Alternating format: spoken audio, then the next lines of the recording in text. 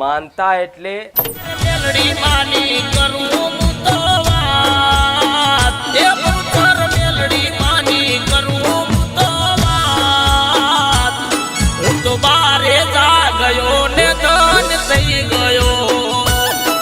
પટેલ રમીલાબેન વિષ્ણુભાઈ, રહેવાનું સુરત, પ્રોપર મહેસાણા.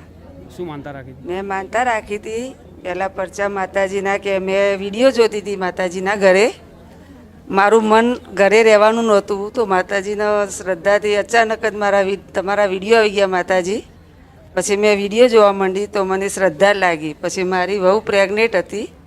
પછી મેં અહીંયા બારે જ આવી વૈભવ લક્ષ્મી પાર્ટી પ્લોટમાં 7-1 તારીખે. પછી મેં ઘરે ગઈ. પછી ઘરે ગઈને 4-5 દિવસ પછી મારી વહુને આમ કસુવાવડ થઈ જાય એવું હતું. 6ઠ્ઠો મહિનો જતો હતો. પછી આ દવાખાને છોકરાને વહુ 2 દેખાડવા ગયેલા, તો ડૉક્ટરે કીધું કે તમારે દાખલ કરી દેવી પડશે વહુને. છોકરો પછી મને ફોન કર્યો કે મમ્મી આવું છે, શું કરું? કીધું ટેન્શન રાખ નહીં, માને અરજ કરી દે. મેં ઘરેથી માની અગરબત્તી કરીને માને અરજ કરીને નીકળું છું, કંઈ થશે નહીં, તું ટેન્શન નહીં રાખ. છોકરાની આંખમાં ઓસુ આવી ગયેલા. માતાજી પછી ડૉક્ટર બોલ્યા કે મેં ટાંકો લઉં છું, પણ નક્કી નહીં. અમારા લોકોને સહી બી કરાવી દીધેલી કે ચાન્સ નથી તમારે 6ઠ્ઠા મહિને. કીધું કંઈ વાંધો નહીં, તમે ટાંકો લો. તો ખર્ચો કર્યો, પછી ટાંકો લીધો. પછી તરત જ 2 દિવસ રાખી મારી વહુને. પછી 4 મહિના પછી પાછું ડિલિવરી ટાઈમે એને ઇન્ફેક્શન હતું, બહુ મોટું ઇન્ફેક્શન હતું. ડિલિવરી થાય એવી જ નહોતી. ડૉક્ટર કે તમારે ઓપરેશન કરવું પડશે. કીધું કંઈ વાંધો નહીં. તો અમે રાહ જોઈએ એના માટે. પછી ઇન્ફેક્શન પાછું અમને 20 તારીખે આપેલી ડિલિવરીની તારીખ. તો છોકરો કે મમ્મી 20 તારીખે જવાનું છે. મેં કીધું કંઈ તારે જવાની જરૂર નથી છે, મારી મા હાજર જ છે મારા. મને માતાજી 2 વાર સપનામાં આવ્યા, 1 વાર રૂબરૂ તમે હસો એવી રીતે. મારું ઓપરેશન હતું, મને ગરમી લાગતી હતી. તો માતાજીને ખાલી નામ જ દીધું, મા હસતા હસતા મારા ઘરે આવ્યા અને તરત લાઇટ બી આપી દીધી.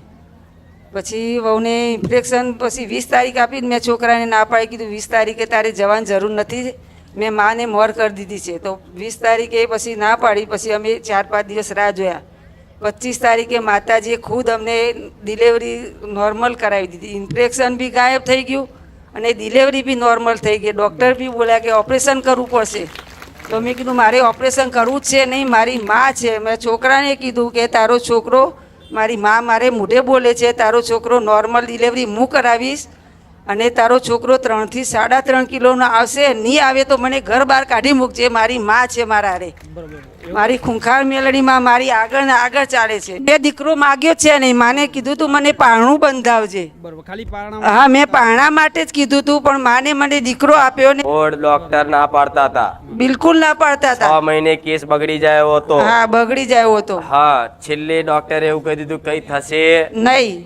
છેલ્લે સુધી એવું કહેતા છેલ્લે સુધી છેલ્લે સુધી એમને તારીખ બી આપેલી. પણ તારો વિશ્વાસ એક મારા નામ પર હતો પૂરેપૂરો. માં મારી ખુખાર મેલડી બેઠી છે, હા, ચિંતા કરવાની જરૂર નથી. મેં દીકરાને એટલું બી કીધેલું કે તારે 3 થી 3.5 કિલોનો છોકરો આવશે અને નોર્મલ ડિલિવરી થશે. નહીં થાય તો મને ઘર બહાર કાઢી મૂકજે, મારી મા આગળ જ છે મારા. ગેરંટી આલે. હા, અને છોકરાનું નામ બી તમારે પાડવાનું છે.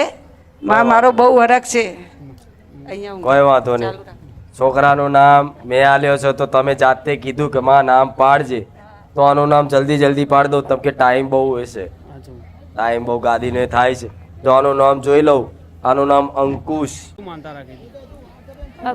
મારી બેબીની ડિલિવરી હતી, તે ઓપરેશનનું કહેતા હતા ડૉક્ટરો. તે મેં એવી માની કે મારી બેબીની ડિલિવરી નોર્મલ થવી જોઈએ, કોઈ ઓપરેશન થવું જોઈએ નહીં. માં ખુખર મેળવી ડગલો મેં કંઈ આગળ રહેજો માં, તે મારી બેબીની ડિલિવરી નોર્મલ થઈ. તે પછી તે મેં કંઈ બાબુ હોય કે બેબી હોય, પણ હું તમારા પારે નોમ પડાવવા લાવીશ. હા, તકલીફ થઈ. હા, ઓપરેશનનું કહેતા પ્રાર્થના કરી. હા, દીકરી આપો, નામ પડાવું માના પર. હા, ના એમ ના દીકરો આપ્યો પછી. હા, દીકરો આપ્યો. તે માનતામાં હશે પેડા, ચૂંદડી, અગરબત્તી, શ્રીફળ, ફૂલનો હાર. એનું નામ વિશાલ. વિશાલ હૃદય વાળો. પણ આ મહાકાળી આલ્યો છે. જેવું મહાકાળી આલ્યો છે પણ નામ પડ્યું મારું, પણ છતાંય મહાકાળીઓ કે લે હક આપું તને, પણ તું મને જાહેર કરતો. તારા બાપ દાદાની મહાકાળી માતા તારા દાદાને પૂછતા હતા ચામુંડા તો બરોબર છે, મેલડી બરોબર છે, પણ ચામુંડા જોડે મહાકાળી હોય ના.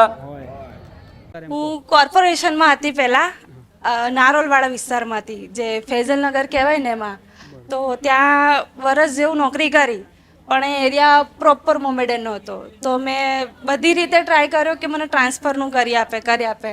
મેં માતાજીને બી કગરવટ કરી કે માં આવું બધું આપણે ખાઈએ નહીં પીએ નહીં, આ એરિયામાં કેમનું રહેવાય એમ. પછી મેં માને કગરવટ કરી. મેં કીધું માં હવે મને બહુ હેરાન કરે છે. મને સામેથી ચોખ્ખું એવું કહી દીધું કે તું તારથી જે થાય ને કરી લે, તારું ટ્રાન્સફર હું નહીં કરી આપું કે. પછી માં મેં ઘરે આવીને કીધું, મેં કીધું માં તારા બેઠા મને આવું બોલી જાય ગમે તેવું, મને ટ્રાન્સફરનું બી ના પાડી દીધું, મારી ભૂલ શું? 11 દિવસમાં માં તમે બીજી નોકરી લઈને ઉતરો. તો 11 દિવસ થતા તમે બીજી નોકરી લઈને ઉતર્યા. ત્રીજા દિવસે ફોન આવી ગયો, જેવી નોકરી છૂટી એવી ને એવી મળી જાય. હા એમ બસ. હા, રામ રામ. મેં માનતા રાખી હતી કે મને બીજી નોકરી મળી જશે, જેવી ગઈ એવી બીજી તરત જ. તો હું માતાજીને જે પહેલો પગાર આવશે હું એમના પાળે મૂકીશ. ભલે રામ. એટલે એ લઈને આવી છું આજે. માનતા જો બધાને કહું છું, માનતા અને બાધામાં બહુ ફરક હો. હા હા કહું, માનતા એટલે તમે જે મનથી રાખો એને શું કહેવાય? માનતા. અને બાધા કોને કે જ્યારે કોઈ ભુવાજી હોય, કોઈ માતા હોય, એ તમને બાધા આપે કે જા ભાઈ તારી નોકરી મળી જાય, તારું ટ્રાન્સફર જે જગ્યાએ જોઈએ છે થઈ જાય, એ દાડે પહેલો પગાર તું મારા પારે મેળજે, આવું જે કે ને એને બાધા આપી કહેવાય. પણ આ એના મનથી રાખી કે માં આ કામ થઈ જાય તો પહેલો પગાર તારા શરણે મૂકીશ, આને કહેવાય માનતા. મેં મનથી જ માન્યું હતું. એટલે આ બધાને કહું છું, યાર આલી હોય ને એ બાધા કહેવાય કે જા દીકરો આલીશ તું મને ગરબો આલજે, તે બાધા કહેવાય. પણ મનથી માન્યું માં દીકરો આલજે, એક પારણું લાવીશ કે શ્રીફળ ચુંદડી અગરબત્તી કરીશ, તેને માનતા કહેવાય. આ ભેદ સમજાવું છું. રામ રામ. પણ મેં એટલું ખરી, અમુક જણા એવું કહેતા કે આ બાધા હાલતા હશે, એટલે કોણ ખોલીને વાપરજો, ભરવા વાળા બાધા કોઈને હાલતી નહીં, એમના મનથી રાખે એમનો માનતા કહેવાય. મેં મનથી જ રાખી હતી. અહીંયા હા, પણ મેં એટલું તો જરૂર કહું કે વરસ હું એ જગ્યામાં રહી, કોઈ જેન્ટ્સ બી નાટક એવી જગ્યા હતી, પણ એ જગ્યામાં હું વરસ રહી, પણ તમે મને બહુ સાચવી માં. ભલે રામ. મને આંચ નહીં આવવા દીધી. ભલે આશીર્વાદ. મિનીબેન ક્યાંથી આવવાનું? વેરાથી બોરસદ. શું માનતા રાખી હતી? દીકરાના લાયસન્સ માટેની. તો પહેલાં ફેલ થયો તો લાયસન્સ માટે ગયો હતો તે, અને પછી એણે યુટ્યુબમાં જોયું તો મને એવું કહ્યું તું બારેજરા ધામમાં જા અને માતાને ત્યાં જઈને મન તે હું આવીને માન્યું મેં કે માં મારા છોકરાને લાયસન્સ સારી રીતે આવી જાય. તો આ 22 તારીખે એનું લાયસન્સ ફરી બીજી વાર એક્ઝામ હતી ને એમાં પાસ થઈ ગયો. અને આ લાયસન્સ કયા દેશમાં છે તમારો દીકરો? ઓસ્ટ્રેલિયામાં. બરાબર. એટલે ત્યાંના લાયસન્સ માટે એમને પહેલા એકવાર એક્ઝામ આપી તેમાં ફેલ થયા. ફેલ થયા. એટલે ત્યાંથી એમને વિડીયો જોઈને મને કહ્યું. હા. વિડીયો જોઈને મનથી પ્રાર્થના કરી. હા. તો એ પછી એના લાયસન્સમાં 2 વાર રવિવાર, બીજા રવિવારે અમે આવ્યા, આ ત્રીજો રવિવાર થયો, એનું લાયસન્સ આવી ગયું આ 22 તારીખે. અત્યારે એમનું લાયસન્સ આવી ગયું. હા, ઓસ્ટ્રેલિયામાં ગાડીનું. બરોબર. હવે એને ટ્રકનું લાયસન્સ કરાવવાનું છે માને, અને ઓસ્ટ્રેલિયાના વિઝા ને અમેરિકાના વિઝા કરાવવાના. ભલે રામ. લાયસન્સ ઓસ્ટ્રેલિયા મળી ગયું. તારા દીકરાનો ભાવ હશે તને કીધું ને? હા. તમે તો ઓળખતા નતા ને? ના.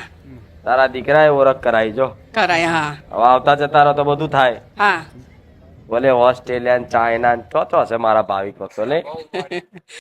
હું ભૂલ કરું ને માં માફ કરી દે, પાછી ખોડે બેસાડી મને લાડ લડાવે, તમારા જેવું બીજું કોણ સાચવે, હો તમારા જેવું માં બીજું કોણ સાચવે.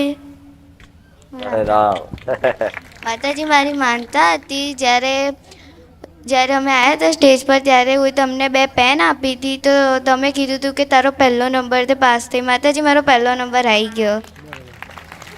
આખા 6ઠ્ઠા ધોરણમાંથી હાઈએસ્ટ માર્ક્સ આવ્યા. 1 મહિનો કે 2 મહિનો થયો તેના પહેલાં એવું કીધું હતું. પેન આપી હતી મન હા પેન આપી હતી ને હા 2 પેન આપી હતી એ 2 પેનથી જ મેં બધા પેપરો લખ્યા છે. મેં કીધું હતું કે માતાજી હું તમને આ પેન આપું છું, આ પેનથી જ હું પેપર લખીશ, પણ આ પેનથી મને બધું યાદ રહે, મારા પેપરો જ સારા જવા જોઈએ અને મારો પહેલો નંબર આવવો જોઈએ. તો એવું જ થયું હતું. માતાજીની આપેલી પેનથી તમે લખ્યા પેપર તો પહેલો નંબર જ આવ્યો તમારો. હા